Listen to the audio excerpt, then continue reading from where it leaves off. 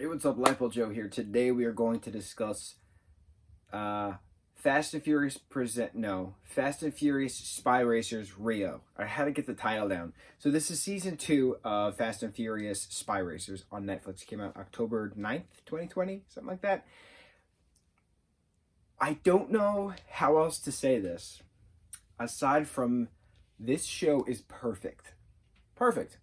And I never in my wildest dreams, or maybe in my wildest dreams, but never in my cognitive dreams, would think I would ever say that the second season of an animated show incorporated into the Fast and Furious film franchise would be one of the greatest shows I've ever seen. I don't know how. I think it touches base on everything I love in regards to how stories are told. This is 8 episodes long. It goes so quick. Let's get into it. So we start 2 months after the events of the second season. Tony Toretto, voiced by Tyler Posey, the love of my life, Tyler Posey. He is awesome. So he plays Tony, and Tony and his family are trying to get a new assignment from Miss Nowhere, but Miss Nowhere doesn't want to give them another assignment. So then eventually, she has them racing again with what was that team? Shifter, right? That Shashi was in control of, but Shashi's in jail. So then, like, who's running Shifter? We don't know who's running Shifter, but Shifter had like a means of getting a hard drive, and on the hard drive was the location of this guy that they find, and this guy was in like a storage unit, like a cargo like unit. So like, but he has like this like formula tattooed on him, and that formula is very important. So Tony takes this identity of this guy, gets this tattoo on him, and they go to Rio to figure out, what is going on in Rio. Why does Shifter have a hard drive to this guy who's got some kind of weapon going on in Rio? So they get to Rio, they're, snooping around, they're getting their information, all hell breaks loose, and there's this Saint Raffaello who's just idolized. She's painted on everything, and she's like this lost princess of a mafia boss who used to run, Rio, and he's long gone after being murdered by ex-rival mobsters, but like she was like a racing queen, and like everybody loved her. She was so great. But she never died, apparently. She was presumed dead, but she's back from the dead. Love it. When you watch a Fast and Furious movie, nobody ever dies. And what's funny about this is that the only thing you knew going into this about Rafaela is that she was dead, and that everybody misses her. But she wasn't dead. She's pulling the strings the whole time. Twist I did not see coming, and I loved it.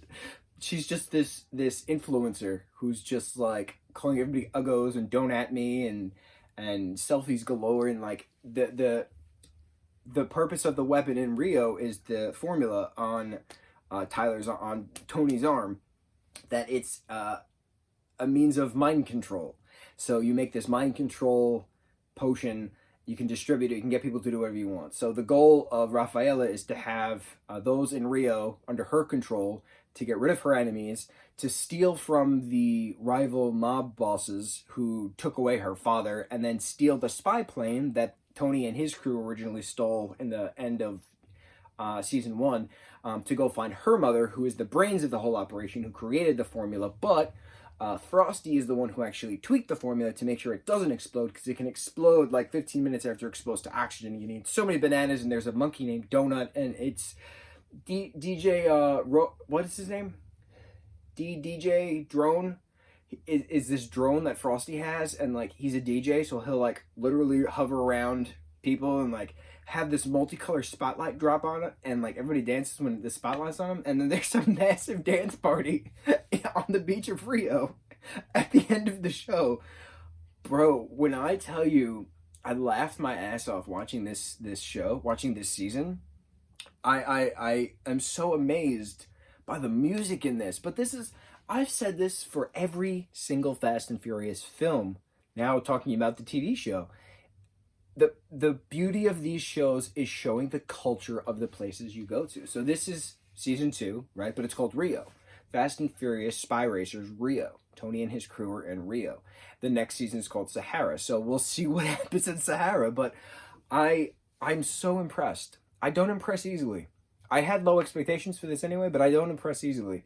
I gotta say, I have to say, DreamWorks Animation Studios and Netflix combining with Universal to make Jurassic World Camp Cretaceous continuing the story, and then also now Fast and Furious Spy Racers continuing the story. Genius.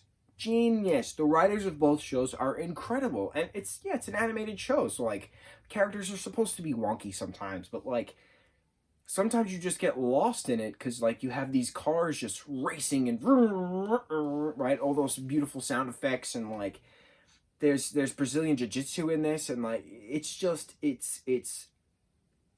8 episodes long. You have to watch it. That dance party at the end after everybody's mind is back to normal is just so cool. And I love Rafaela. I love Saint Rafaela, Princess Rafaela, because she doesn't say kill them, she says snuff them.